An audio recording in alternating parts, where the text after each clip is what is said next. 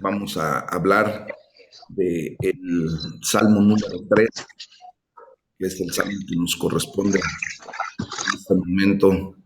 Y bueno, a través de este salmo, pues vamos a ver cómo Dios nos invita a tener paz en medio de la tormenta.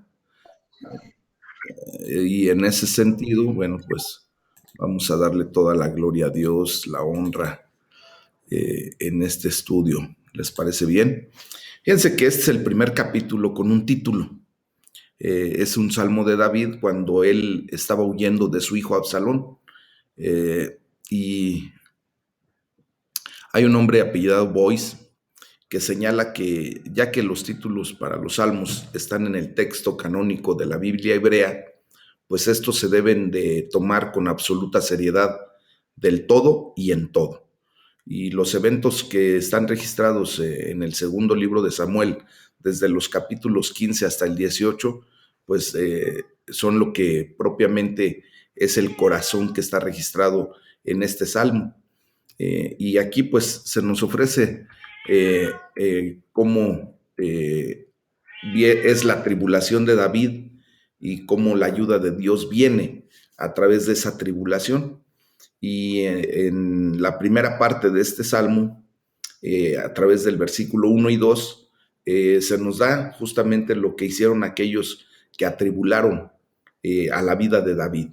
Y dice la palabra de Dios: oh Jehová, cuánto se han multiplicado mis adversarios. Muchos son los que se levantan contra mí. Muchos son los que dicen de mí: no hay para él salvación en Dios. Y bueno, después viene la palabra Selah.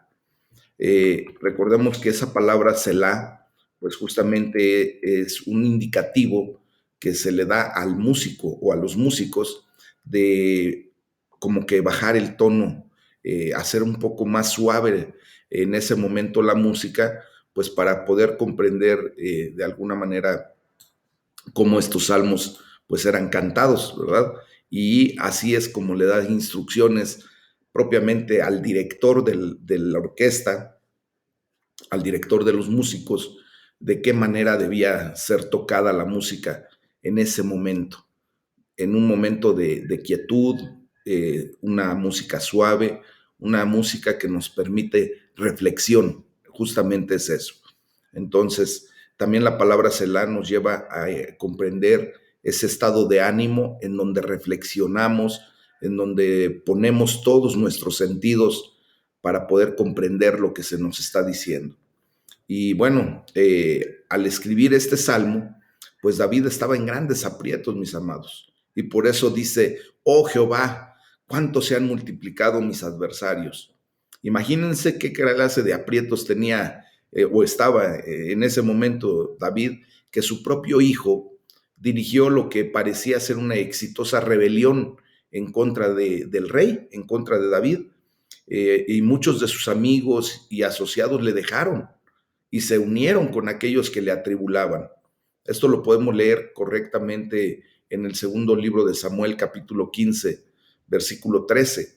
¿Ah? Y la declaración de que no hay para él salvación en Dios, pues vemos cómo la situación de David era tan mala que sintió que estaba más allá hasta de la ayuda de Dios. Eso es lo que trata de hacer el enemigo en nuestras vidas, mis amados hermanos. Recuerden que ahora nuestras tribulaciones propiamente no son el hecho de tener guerras físicas, sino más bien los adversarios, el enemigo que se levanta en contra nuestra, ¿verdad? Y que técnicamente pues vienen a ser los espíritus de maldad, esos espíritus de enfermedad, de cobardía, de tribulación. Y entonces nosotros tenemos que estar bien atentos a todo esto que nos está enseñando la palabra, porque nunca debemos considerar que la ayuda de Dios está lejana o que no la existe. Pues ahí David sentía propiamente que todo esto estaba más allá de lo que Dios podía ayudarle. Entonces nosotros tenemos que estar muy claros en que Dios viene en nuestro rescate. Aquellos que dijeron eso, pues probablemente no sentían que Dios era capaz de ayudar a David, ¿verdad? Simplemente nosotros no debemos hacerle caso a aquellas personas que de repente nos puedan decir: A ver, ¿a dónde está tu Dios? No que tú confías en un Dios poderoso, ¿por qué entonces sigues con enfermedad? ¿Por qué sigues con situaciones económicas difíciles? ¿Por qué todavía sientes pesar en tu corazón? Realmente nosotros tenemos que comprender que Dios siempre es capaz de ayudarnos y que si nos arrojamos a sus brazos vamos a obtener salvación y vida eterna. Quizá esas personas, ¿verdad? Sentían que Dios no estaba dispuesto a ayudar a David, pero ustedes y yo tenemos que confiar en que Dios siempre está dispuesto a tendernos la mano, a extender su mano de amor, de poder sobre nuestras vidas y sacarnos adelante. Recuerden que pues muchos de ellos miraron el pecado anterior de David, ¿verdad? De cuando recién había cometido el pecado de adulterio con Betsabé y después el pecado prácticamente de asesinato con Urías. Y ellos pensaron, esto es todo lo que se merece de parte de Dios y no hay para él salvación en Dios. Por eso hacen este tipo de declaraciones las personas que juzgan o prejuzgan, hacen un prejuicio de la vida de una persona sin saber el contexto general, sin conocer siquiera el corazón de esa persona para con Dios, ¿verdad? Fíjense, por ejemplo, Simei fue un ejemplo de alguien que dijo que Dios estaba en contra de David y que estaba obteniendo lo que se merecía. Eso lo podemos tomar en consideración respecto a lo que nos dice el segundo libro de Samuel, capítulo 16, versículo 8. Y este pensamiento, pues era más doloroso para David.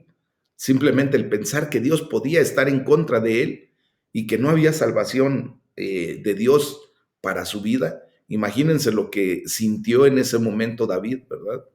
Entonces, pudiéramos ver lo que Spurgeon hace como anotación respecto a este versículo, en donde dice Charles Spurgeon, si todas las pruebas que vienen del cielo, todas las tentaciones que ascienden del infierno y todas las cruces que se levantan de la tierra pudieran ser mezcladas y presionadas en un solo punto, no harían una prueba tan terrible como la que está contenida en este versículo. Es la más amarga de todas las aflicciones, el ser llevados por el temor de que no haya ayuda para nosotros en Dios. Eso es lo que verdaderamente nos debería de aquejar, de lo que nos debería de provocar pues una tremenda angustia, ¿verdad? Siquiera saber que no podremos obtener ayuda de parte de Dios. Y por eso David pues se siente completamente atribulado, completamente presionado. ¿Ah? Entonces vemos lo que dice posteriormente ya en el versículo 3 y 4, y es lo que Dios hizo por David en medio de la tribulación, y es lo que Dios está dispuesto a hacer en medio de nuestras tribulaciones, mis amados. Y por eso dice la palabra de Dios, mas tú, Jehová, eres escudo alrededor de mí, mi gloria y el que levanta mi cabeza. Con mi voz clamé a Jehová y él me respondió desde su monte santo. Selah. Bueno, entonces vemos aquí que aunque muchos decían que no había ayuda para David en Dios, ¿verdad? Pues él sabía que Dios era su escudo. Otros, ¿verdad? No pudieron sacudir la confianza de David en un Dios de amor y de ayuda. Qué glorioso es cuando nosotros nos plantamos firmes en la roca de nuestra salvación, en el castillo de nuestra esperanza, ¿verdad?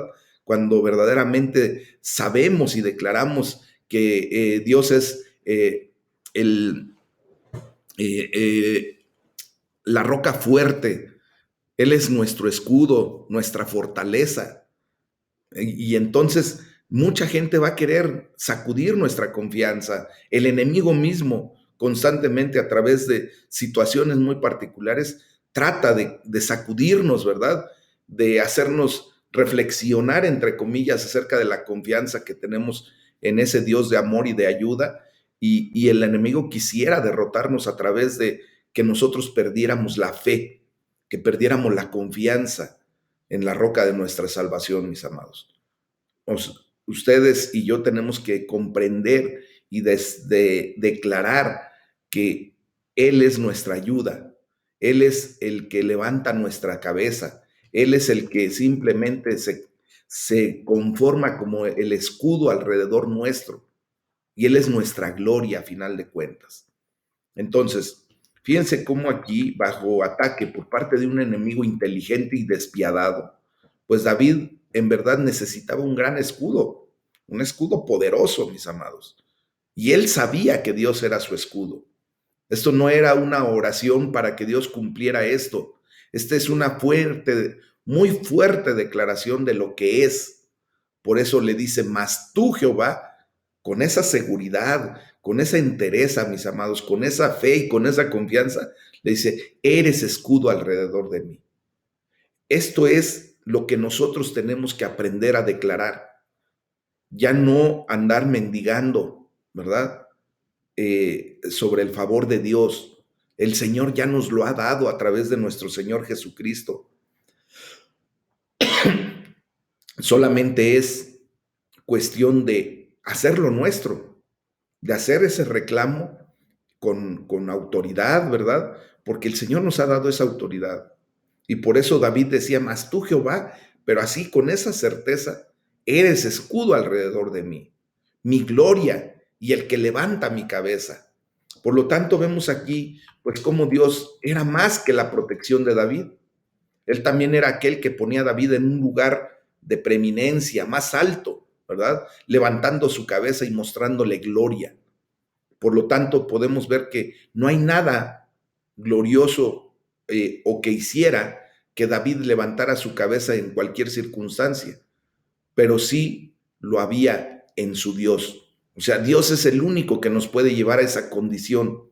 Tú y yo podremos estar peleando nuestras batallas, poniendo toda nuestra atención, nuestra condición, pero si no está Dios en esa ecuación, en esa fórmula, pues podremos hacer lo que queramos, pero simplemente nuestra cabeza no será levantada. No veremos la gloria de Dios, mis amados. Fíjense, los hombres hallan entre comillas muy grandes en toda clase de cosas la gloria. Por ejemplo, la fama, a través de la fama, del prestigio, a través de posesiones, a través de economía. Pero si vemos este tipo de gloria es muy superficial. De hecho, se lo llama en la Biblia vanagloria, o sea, es una gloria vana, que no tiene raíz, que no tiene fundamento, que no tiene peso. ¿Ah? Pero David halló su gloria en el Señor. Ustedes y yo tenemos que hallar nuestra gloria en Cristo Jesús, en nuestro Padre Celestial. Y podemos declarar, ¿verdad? Oh, alma mía, ¿has hecho de Dios tu gloria? Otros se jactan en su fortuna, belleza, posición, logros, pero hallas tú en Dios lo que ellos hallan en estas cosas. Que nuestra alma verdaderamente, mis amados hermanos, halle la gloria y su gloria en Dios. Que nuestra persona, ¿verdad? Sea glorificada por lo que Dios está haciendo en nosotros. Que no nos jactemos de situaciones superficiales, porque todo va a pasar. La fortuna, ¿verdad? Las riquezas, la belleza física, la juventud. Pues muchos de nosotros ya vimos cómo ya está pasando o ya se pasó, ¿verdad? Pero la gloria que tenemos es la que Dios ha hecho en nosotros. Amén. Y luego dice, con mi voz clamé a Jehová. Miren, Spurgeon dice que seguramente las oraciones silenciosas son difíciles, sí, pero a menudo los buenos hombres hallan que, aún en lo secreto, oran mejor en voz alta que si no emitieran ningún sonido con la boca. Y por eso David, ¿verdad? Muy propiamente dice, con mi voz clamé a Jehová, o sea, declaró su oración, levantó su voz. ¿Y saben por qué, mis amados hermanos? Porque recuerden que el enemigo de nuestras vidas no tiene acceso a nuestra mente. Él no sabe lo que pensamos. Y muchas veces pretendemos hacer oraciones en silencio para nuestros adentros que nos edifican, sí, es muy sano, pero que cuando tenemos que hacer declaraciones en contra del enemigo para posicionarnos, para poner al enemigo en su lugar, pues lo tenemos que hacer a voz viva, porque el enemigo tiene que saber lo que tú y yo estamos declarando con autoridad. Cuando David justamente dice, Jehová es el escudo, ¿verdad? Es mi escudo que está alrededor de mí. Satanás escucha y sus huestes escuchan esa declaración gloriosa y obviamente entienden que no van a poder hacer nada mientras el escudo protector de Dios esté presente en la vida de una persona. Y por eso dice David, y él me respondió desde su monte santo. Si otros decían que Dios no quería nada, que no tenía nada que ver con David, ¿verdad? Pues él podía decir de manera gloriosa, él me respondió. Fíjense bien qué nos está enseñando esta bendita palabra, mis amados. Muchas cosas que nos suceden, que el enemigo trae a nuestra vida, en pesar, en lamento, en tribulación, tienen que saber que Dios nos ha escuchado y que tienen que replegarse y que tienen que ponerse en el lugar a donde Dios los pone. Satanás y sus huestes, al conocer que nosotros declaramos correctamente que Dios nos responde, en automático tienen que replegar, tienen que ponerse en el sitio que el Señor los estaba poniendo. Entonces, es por eso que tenemos que declarar con nuestra boca lo que Dios está haciendo en nuestra vida, lo que entendemos que es, quién es Dios para nosotros y qué hace Dios para nosotros. Fíjense, aunque Absalón tomó Jerusalén y forzó a David a huir de la capital, ¿verdad? David sabía que Absalón no estaba en el trono del monte santo de Dios. Jehová mismo aún mantenía esa posición y escucharía y ayudaría a David desde su monte santo. Y tan es así que posteriormente vemos cómo pues Dios permite una muerte muy especial para Absalón, que quedó colgado ahí en una encina, ¿verdad? Se atoró y de esa manera pues Dios bendijo a David y lo reposicionó en el trono que Dios había dado para David, no para Absalón, no para el enemigo. Y eso es lo que Dios quiere hacer en esta mañana en nosotros, reposicionarnos en el trono de la gracia donde el Señor nos ha llamado. Y eso no es para el enemigo, mis amados, es para ti y para mí. Y son las bendiciones de Dios y para Dios las que nosotros tenemos que aprender a tomar. Y eso es lo que nos enseña la segunda parte de este hermoso Salmo número 3. Y ya en los versículos 5 y 6 nos muestra cómo Dios bendice a David. Y dice la palabra de Dios, yo me acosté y dormí y desperté porque Jehová me sustentaba. No temeré a 10 millares de gente que pusieren sitio contra mí. Bueno, mis amados hermanos, pues aquí vemos cómo Dios utilizó ambos como una evidencia de la bendición de Dios. Yo me acosté y dormí y desperté. El dormir es una bendición, mis amados, porque, por ejemplo, lo que estaba pasando con David, ¿verdad? Que estaba en una intensa presión debido a las circunstancias de la rebelión de su hijo Absalón, que el dormir para él era prácticamente imposible. Pero en esa noche Dios le permitió el descanso, le permitió que durmiera, que conciliara el sueño. ¿Cuántas veces yo le doy la gloria a Dios y le doy muchísimas gracias a Dios porque yo no batallo para conciliar el sueño, mis amados?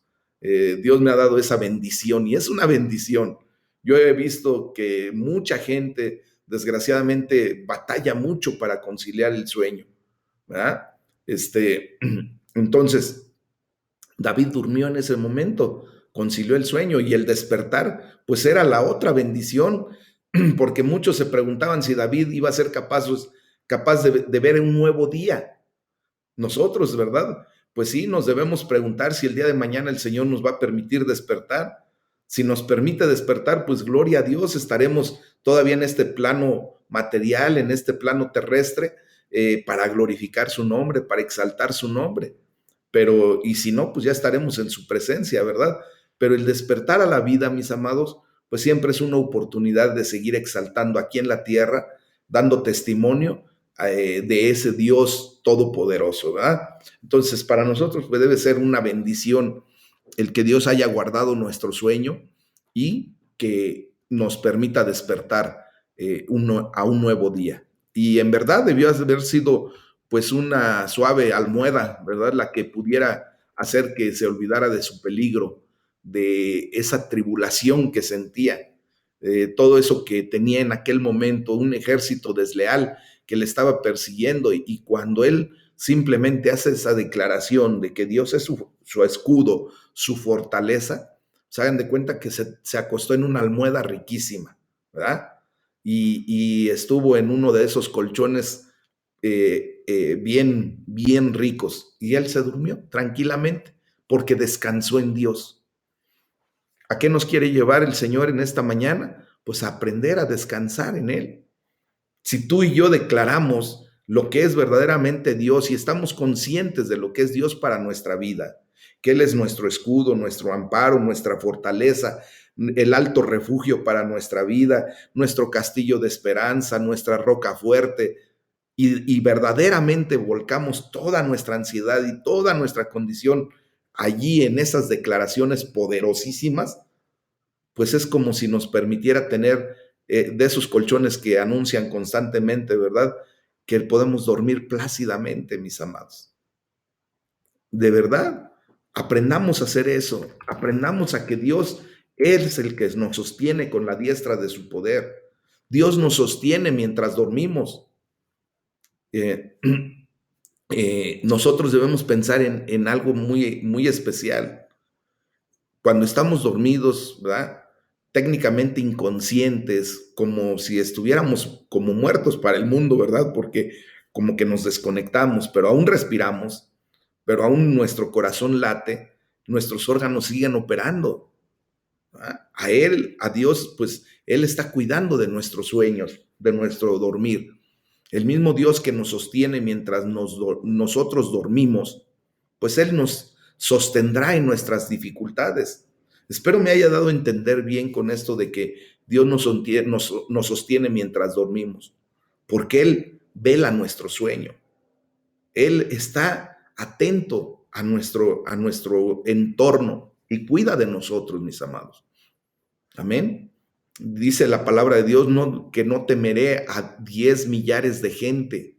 Pues imagínense, con Dios sosteniéndole, David podía estar de pie en contra de cualquier enemigo. Y antes de que fuera escrito, pues Dios sabía la verdad de lo que declaró en Romanos 8:31. Si Dios con nosotros, ¿quién contra nosotros? O sea, David tenía bien claro este concepto de Romanos 8:31, aunque pues obviamente se escribió cientos de años mucho después de que David hubiera hecho esa declaración, ¿verdad? De no temeré a 10 millares de gente, porque si Dios está conmigo, ¿quién puede estar contra mí? Esto es lo que nos tiene que llevar a tener esa paz en nuestro corazón, mis amados. Ya de los versículos 7 y 8, David bendice a Dios, obviamente. Y es lo que nos enseña la palabra, hacer lo propio. Tú y yo tenemos que bendecir a Dios después de comprender todo esto. Y por eso le dice, levántate Jehová, sálvame Dios mío, porque tú heriste a todos mis enemigos en la mejilla. Los dientes de los perversos quebrantaste, perdón. Las salvaciones de Jehová, sobre tu pueblo sea tu bendición. Y otra vez dice, Selah. ¿Eh? Entonces, vemos aquí que la mente de David estaba tanto en lo que él confiaba que Dios haría, ¿verdad? En que vería la condición de la salvación de parte de Dios, dice, y en lo que Dios había hecho, que hirió a todos sus enemigos. Y al saber lo que Dios había hecho, le dio a David la confianza en lo que Dios haría nuevamente. Yo te pregunto el día de hoy, ¿qué ha hecho Dios por tu vida? ¿Qué poder ha mostrado Dios en tu vida? ¿Qué es lo que tú puedes declarar como testimonio de lo que Dios está haciendo en tu vida? Yo creo que hay muchas cosas que tú y yo podemos declarar y saber de lo que Dios ha hecho a favor nuestro. Bueno, pues si Dios lo ha hecho, si Dios ya lo hizo, yo te quiero llevar a que te proyectes hacia lo que viene a continuación. Recuerda que tenemos un Dios y hemos confiado en un Dios que no cambia, que es fiel, que es inmutable. Y si Dios lo hizo, ¿por qué Dios no lo haría nuevamente? ¿O por qué Dios no lo volverá a hacer el día de mañana? Si Dios te ha salvaguardado, si Dios te ha llevado en una condición en donde tú has visto su provisión en momentos de angustia, si tú has visto cómo Dios te ha levantado de situaciones críticas, ¿por qué no tener la fe y la confianza suficiente como para declarar que Dios lo va a volver a hacer? Que Dios lo va a hacer nuevamente. Es lo que nos lleva a la fe. Es a lo que nos lleva justamente, mis amados. Y por eso David le dice, levántate, Jehová. Esto nos recuerda las palabras de Números capítulo 10, versículo 35, donde Moisés utilizó esta frase mientras los hijos de Israel marchaban por el desierto, ¿verdad? Era una frase militar, llamando a Dios para que saliera adelante, para defender a Israel y llevarlos a la victoria. Una vívida metáfora que se utiliza también en el Salmo 58, versículo 6, es de que los dientes de los perversos quebrantaste.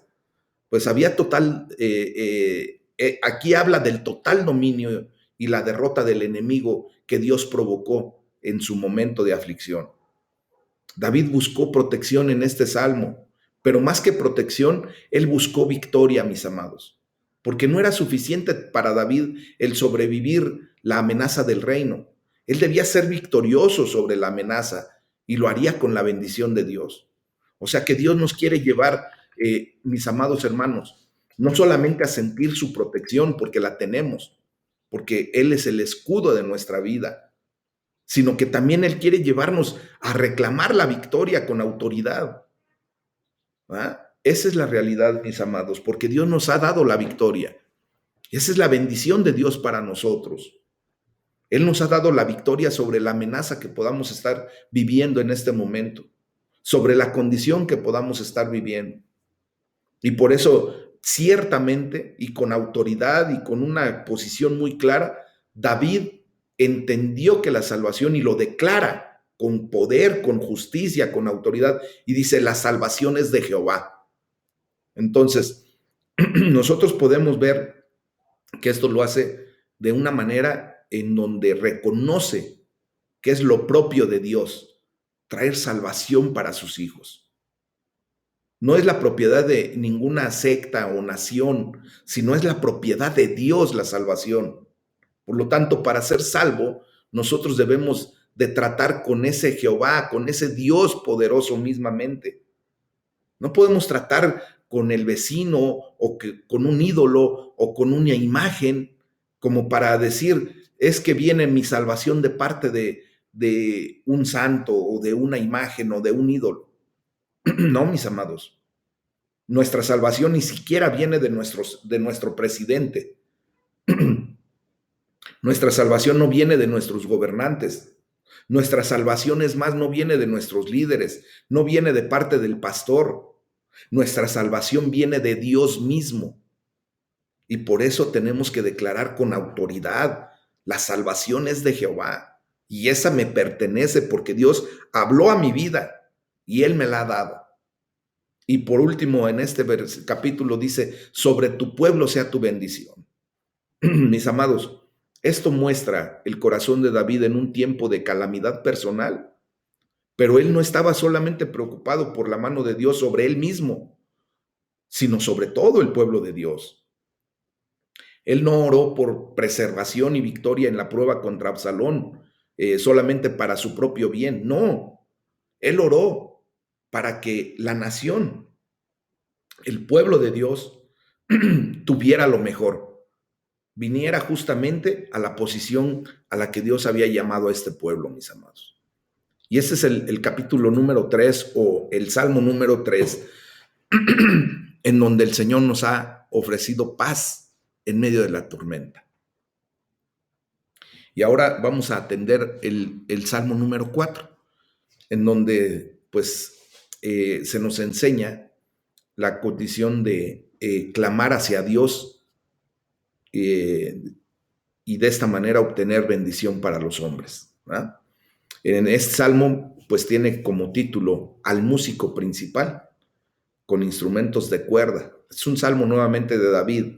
Y en este salmo David derrama su queja en contra de los enemigos calumniadores y haya paz y refugio en Dios. Eso es lo que tenemos que buscar, perdón, cuando declaramos este tipo de salmodias o salmos, cánticos, para nosotros justamente poner pues las cosas en el orden al que Dios nos ha llamado. En la primera parte de este capítulo, pues David clama hacia Dios y también hacia los hombres. Primero vamos a ver cómo en el versículo 1 David clama hacia Dios y dice: respóndeme cuando clamo, oh Dios de mi justicia. Cuando estaba en angustia, tú me hiciste ensanchar. Ten misericordia de mí y oye mi oración. Miren, aquí lo que podemos ver es la pasión en el clamor de David. Por eso le dice: respóndeme cuando clamo, Señor. Él no solamente quiere echar palabras hacia el viento, hacia el cielo. No, David necesita la atención de Dios para su actual problema. Y por eso nosotros tenemos que aprender justamente a pedirle a Dios, a clamar delante de Dios, sabiendo que Dios nos ha dado la bendición de poder dirigirnos a Él con seguridad y con confianza. Él ha abierto el trono de su gracia, mis amados. Por el mérito de nuestro Señor Jesucristo, ahora podemos tener acceso con seguridad y confianza al trono de la gracia y poderles decir: Señor, por favor, respóndeme cuando clamo. Y no lo estamos haciendo en una manera autoritaria, de una manera en que ahora obligadamente Dios tiene que responder, sino nosotros estamos haciendo justamente el clamor con una pasión, ¿verdad?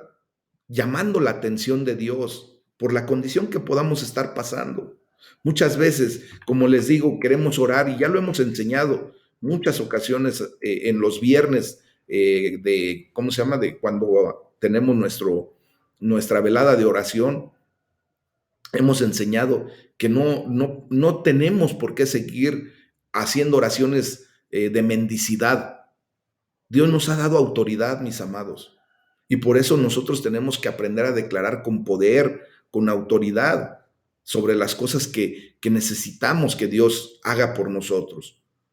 Obviamente siempre entendiendo y atendiendo, como lo enseñaba el día de ayer, a justamente conocer la palabra de Dios para declarar lo que Dios ha prometido, lo que Dios verdaderamente va a derramar en bendición para nuestras vidas. Y eso es lo que tenemos que reclamar y tenemos que hacer nuestro en esa condición.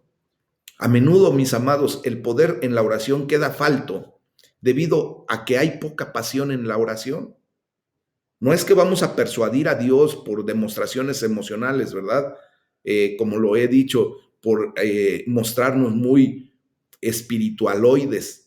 No, no porque nos estemos rasgando la ropa y haciendo ademanes y aspavientos y cosas de esa naturaleza es que vamos a persuadir a Dios. No, Dios quiere que tengamos una preocupación profunda sobre las cosas que a Él le importan profundamente.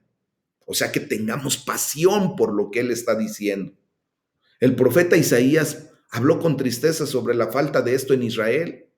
Y dice la palabra de Dios en Isaías 64:7, nadie hay quien invoque tu nombre, que se despierte para apoyarse en ti.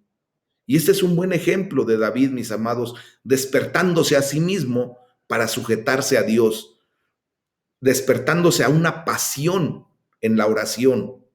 ¿Ah? Y así tenemos que actuar ustedes y yo. Cuando dice, oh Dios de mi justicia, pues David sabía que su justicia vendría y viene de Dios, no de sí mismo. Recuerden que nosotros no tenemos nada que ofrecer en justicia para nuestro Dios.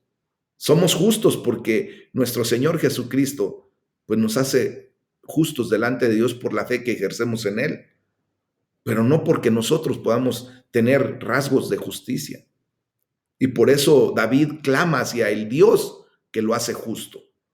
Hoy tú y yo tenemos que aclamar a Dios, a ese Dios que nos hace justos delante de sí, por el mérito de nuestro Señor Jesucristo. Dice, tú me hiciste ensanchar, ten misericordia de mí. Miren, en un patrón familiar, David utiliza la misericordia pasada como una base para la ayuda futura. O sea, tú y yo hemos recibido de parte de Dios misericordia, ¿verdad?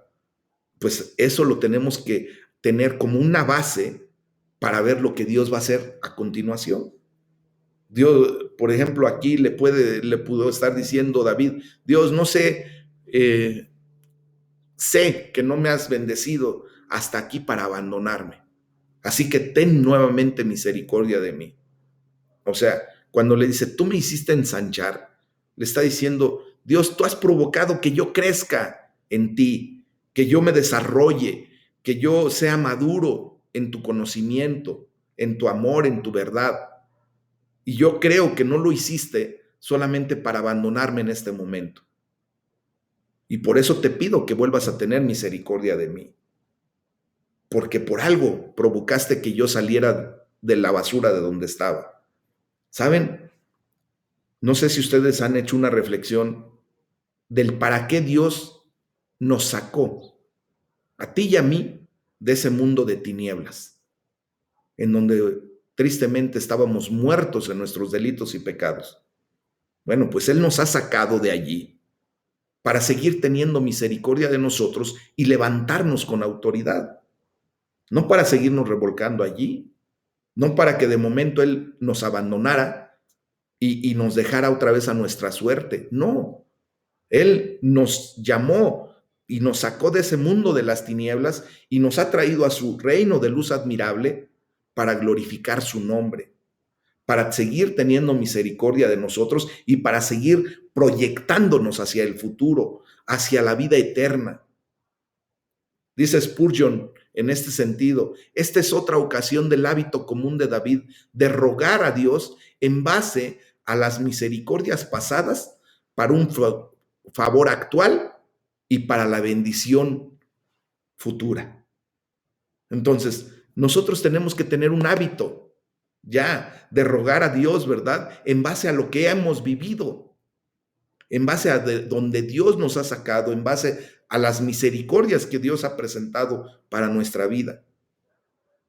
Y para que de esa manera nosotros tengamos la capacidad de vernos hacia adelante, bendecidos de parte de Dios. Eso es lo que nos está diciendo esta bendita palabra el día de hoy, mis amados. Ya de los versículos 2 y 3, pues David habla hacia los hombres y dice la palabra de Dios, hijos de los hombres, ¿hasta cuándo volverán mi honra en infamia? ¿Amarán la vanidad y buscarán la mentira? Y nuevamente hay la expresión Selah. Tenemos que reflexionar esto. ¿Hasta cuándo? Y dice la palabra de Dios, sepan pues que Jehová ha escogido al piadoso para sí. Jehová oirá cuando yo a él clamare. Mis amados, en esta reflexión, David hace una pregunta válida. ¿Hasta cuándo? ¿Hasta cuándo los impíos se mantendrán en sus caminos? Miren, Dios ha declarado que los impíos no pueden mantenerse así para siempre. Así que bien podrían abandonarlo, ese camino de impiedad, ese camino tortuoso, ¿verdad? Pueden abandonarlo en cualquier momento para ser bendecidos. Y la pregunta hasta cuándo es justamente, ¿hasta qué día, hasta qué momento yo puedo quitarme del mal camino? Si nos hallamos a nosotros en un camino comprometedor, un camino equivocado, pues es válido preguntarnos, ¿hasta cuándo? ¿Ah? Si permanecemos en ese rumbo de acción, pues la conclusión va a ser lógica e inevitable. Dice, ¿a dónde vamos a estar? Pues al saber esto, mis amados, la pregunta es, ¿hasta cuándo vas a jugar con este pecado? ¿Hasta cuándo se puede jugar con un pecado y ver que la gloria de Dios o que la misericordia de Dios pueda seguir manifestándose a la vida de un ser humano? Entonces, fíjense que muchas personas intentan conectar el Salmo número 3 con este Salmo número 4, pensando que esta también fue Este salmo fue escrito en relación a la rebelión de Absalón, cuando dice: hijos de los hombres, ¿hasta cuándo volverán mi honra en infamia? Bueno, pues esto es probablemente incorrecto, mis amados, porque el enfoque en este salmo no es la seguridad física de David o el reino, sino ahora es la reputación. Los hombres impíos calumniaban a David. En este salmo podemos ver que el problema es una de las calumnias y mentiras maliciosas. Es la reputación de David en lugar de su persona lo que estaba siendo atacado. Y por eso dice: volverán mi honra en infamia. Recuerden lo que Jesús experimentó, igual que lo que experimentó el rey David. Los impíos intentaron volver casi toda su obra gloriosa, ¿verdad?, de su ministerio en vergüenza. Cuando lo llevaron a la cruz del Calvario hicieron vituperio, lo lastimaron, lo abofetearon, ¿verdad? Pues experimentó esa infamia en lo que debería de haber sido su obra gloriosa, ¿verdad? Y lo quisieron tener en vergüenza. Pero la gloria sea para Dios, porque justamente el Señor pone las cosas en su correcto lugar. Y dice que Jehová ha escogido al piadoso para sí. David sabía que él y otros piadosos estaban apartados por Dios, santos para Dios. Sabes, tú y yo fuimos apartados por Dios. Él ha escogido a cada uno de nosotros en la condición que Él nos ve, porque Él nos ve piadosos, ¿eh? Si nos comportamos de otra manera, pues es problema de cada uno de nosotros, mis amados. Pero quiero decirles que Dios nos ha visto piadosos, nos declara santos, apartados para Él, nos ha escogido. Entonces, existen muchas razones por las cuales nosotros debemos apartarnos de cierto tipo de cosas. Debemos separarnos cosas para poder disfrutar la presencia de Dios en nuestra vida. Debemos separarnos de muchas cosas para tener una mayor pureza. Debemos separarnos de muchas cosas para dar un servicio especial a nuestro Dios. Y por eso, por estas razones y por muchas otras más, Dios nos aparta para Él. Dios nos ha apartado para su gloria, mis amados. Entonces, tenemos que ser muy claros en ese sentido y no permitir que el enemigo nos robe la atención para regresar a nuestras andanzas y no hacer lo correcto delante de Dios, que nos ha puesto en un lugar de preeminencia. Él ha dicho que somos santos, somos nación santa, real sacerdocio. Nos ha puesto como cabeza y no como cola. Nos ha apartado para Él. Entonces seamos recíprocos en esa condición. Apartémonos de lo malo para hacer lo correcto, para estar delante de la presencia de Dios dignamente, píamente. Amén. Dice también la palabra: Jehová oirá cuando yo a Él clamare. Bueno, el impío pues tiene un desastre que aguarda para ellos, acuérdense. Tiene un juicio final para ira y condenación. Amén.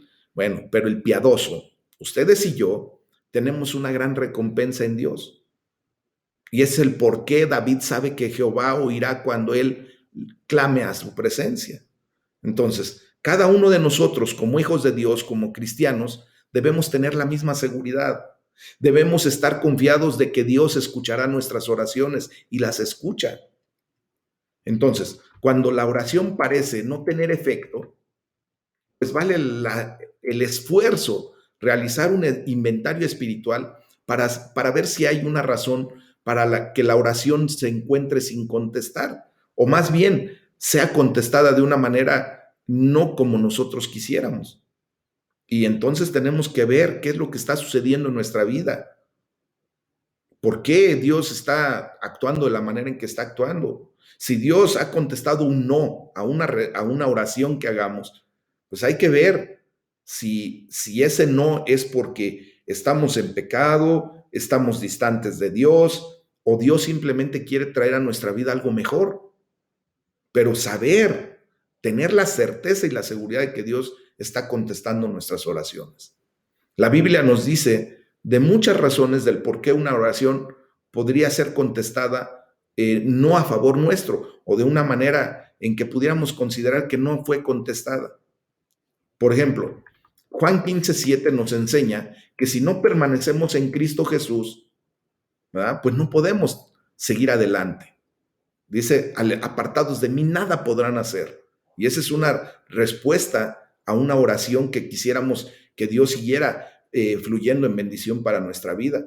Pero si no estamos conectados a la vid verdadera, mis amados, ¿cómo vamos a poder permitir que fluya la bendición a nuestra vida?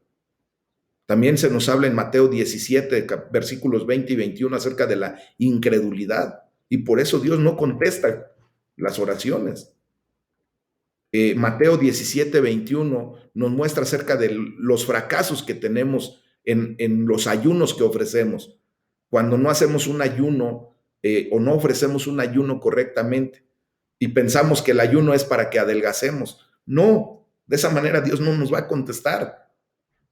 Por ejemplo, cuando hay una mala relación en el matrimonio, eso nos lo muestra la primera carta de Pedro, capítulo 3, versículo 7. O cuando hay pecado sin confesar, como nos lo muestra Santiago 5:16. O cuando hay mentira y engaño, como lo vamos a ver después en el Salmo 17, versículo 1. O cuando hay falta de lectura de la palabra de Dios y de la enseñanza bíblica, como nos lo dice Proverbios 28:9. O cuando confiamos más en la duración o la forma de la oración que propiamente las declaraciones correctas delante de Dios. O sea, cuando somos muy repetitivos, cuando usamos vana palabrería, como nos los enseñó nuestro Señor Jesucristo en Mateo 6:7, a través de la oración modelo. Dice, no por tanta palabrería, no porque dure mucho una oración, va a tener la eficacia si realmente no estamos bien conectados delante del Señor. Entonces, esto es lo que nos está enseñando este hermoso salmo, mis amados. Ya en la segunda parte de este salmo, del salmo número 4, pues David habla consigo mismo. Y David se clama a sí mismo delante del Señor. Y dice el versículo 4 y 5, tiembla y no peques. Medita en tu corazón estando en tu cama y calla. O sea, David se está diciendo a sí mismo, ¿verdad? Esta situación. Y vuelve la palabra Selah. Reflexionemos. Escucha bien lo que Dios está hablando. Tiembla y no peques, te está diciendo en esta mañana el Señor. Cuida de tu salvación con temor y temblor. Ese es el tipo de temblor al que se refiere. Y no peques. Dice, medita en tu corazón, estando en tu cama, y calla. Mis amados, muchas veces no tenemos ese hábito de verdaderamente meditar lo que estamos haciendo y callar. Y después dice, ofrece sacrificios de justicia y confía en Jehová. Bueno, vamos a poner este punto. Cuando dice tiembla y no peques, con los impíos alrededor de él, pues David tenía razones para estar muy enojado, ¿verdad? Pero no tenía razones para pecar. Él se recuerda a sí mismo que el no pecar dentro de su enojo, dentro de su ira. ¿Se acuerdan de lo que la palabra de Dios dice que airaos, pero no pequéis? O sea, que nosotros podemos, sí, tener una manifestación de molestia, ¿verdad? Pero no tenemos por qué llegar hasta el punto de un enojo que nos pueda provocar un pecado. Y tenemos que hallar paz en medio de la meditación delante de Dios. Entonces, esto es lo que tenemos que hacer. Meditar en nuestro corazón, mis amados.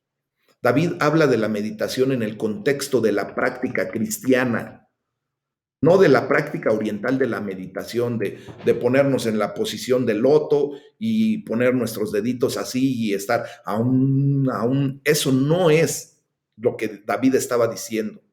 David estaba diciendo que tenemos que aprender a meditar en el contexto de la vida práctica de un cristiano, de un hijo de Dios. Recuerden que en la meditación cristiana llenamos nuestra mente y nuestro corazón con la palabra de Dios. Y lo contrario, en la meditación oriental, la idea es vaciar la mente y el corazón, dejándolo abierto para espíritus engañosos, para que venga un espíritu de maldad y diga, aquí está abierta la puerta, está vacío, me meto y empiezo a hacer destrozos. Y esa meditación normalmente lleva a confianza en el hombre. Y por eso David dice, ofreced sacrificios de justicia y confiad en Dios, en Jehová. Bueno, pues David sabía el valor de las observaciones religiosas, ¿verdad? El ofrecimiento de sacrificios. Ahora ustedes y yo hemos sido llamados a ofrecernos en sacrificio vivo, acepto, agradable a Dios, con nuestro uso racional, ¿verdad? Eso lo dice Romanos 12:1. Pero también David sabía que estas observaciones religiosas no podían reemplazar la confianza en Jehová. Recuerden que dice Dios, obediencia quiero y no sacrificio.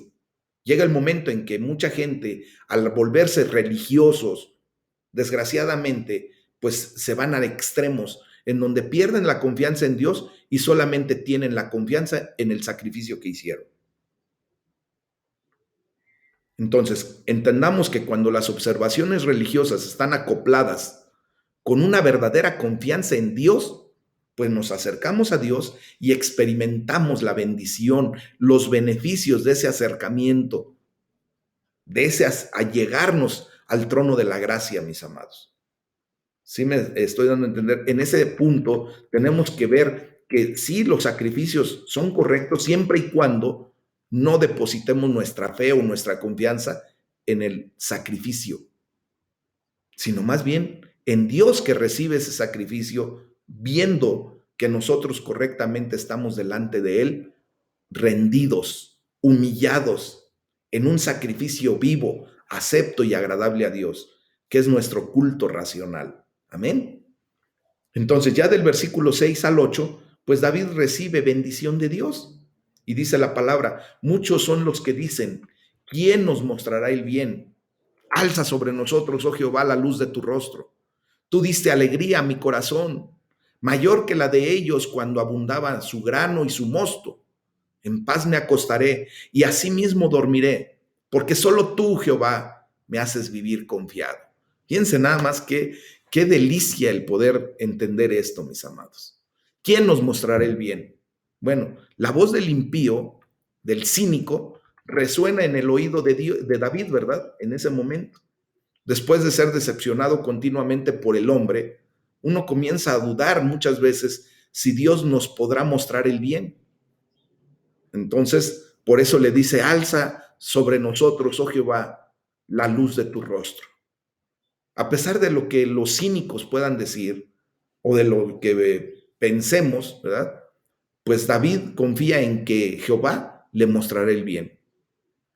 Y él lo reclama en la promesa de bendición de Aarón, que está dictada allí en número 6 de los versículos 24 al 26, que para la gloria de Dios hemos tomado como una declaración al final de nuestro culto de la bendición sacerdotal, que dice, Jehová te bendiga y te guarde. Jehová haga resplandecer su rostro sobre ti y tenga de ti misericordia. Jehová alce sobre ti su rostro y ponga en ti paz. Mis amados, cuando sabemos que el rostro de Dios brilla favorablemente sobre nosotros, esto nos da alegría en el corazón. Y por eso David con justicia dice, tú diste alegría a mi corazón. Aunque sabemos que en ese momento David estaba en peligro, él ya estaba enfadado por los impíos que estaban alrededor de él, pues David aún tenía alegría en su corazón, porque Jehová lo puso allí.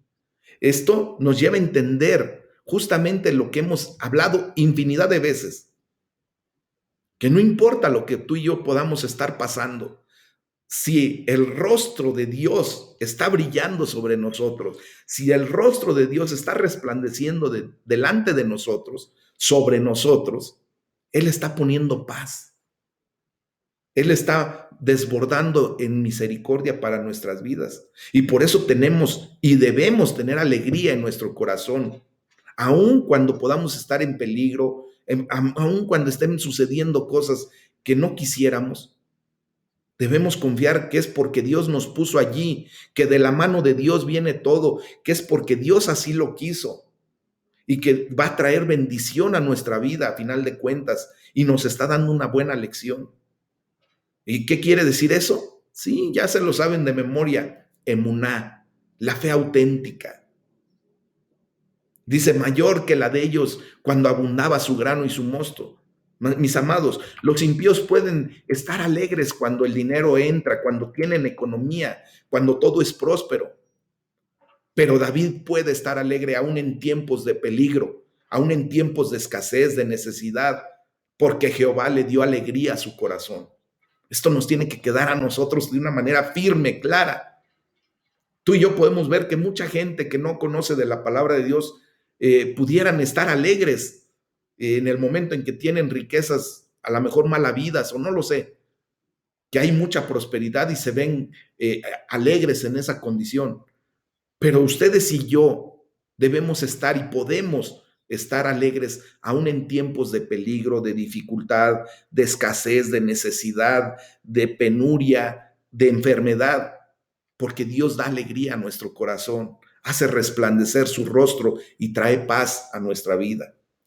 Y por eso dice David, en paz me acostaré y asimismo dormiré. David puede dormir bien en la noche, aún en tiempo de peligro y rodeado por los impíos.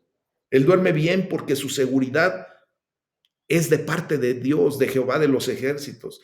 No su seguridad está en las circunstancias o en los sentimientos o en la situación que está viviendo.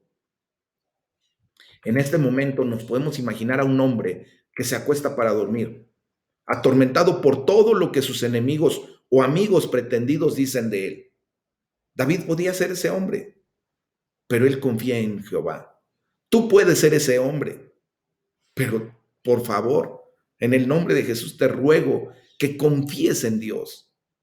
David tiene una alegría que el mundo no le puede quitar. Hoy declaro para tu vida que tú tienes una alegría que el mundo, las circunstancias, las calumnias, las mentiras, la necesidad, la escasez no te va a poder quitar.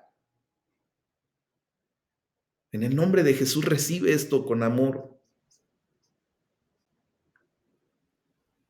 Fíjense bien, eh, hay un hombre que escribió Benjamin Franklin, justamente, escribió en el Almanaque del Pobre Richard, un libro de proverbios que él hizo, que no son los proverbios de Dios, pero que tiene mucha razón.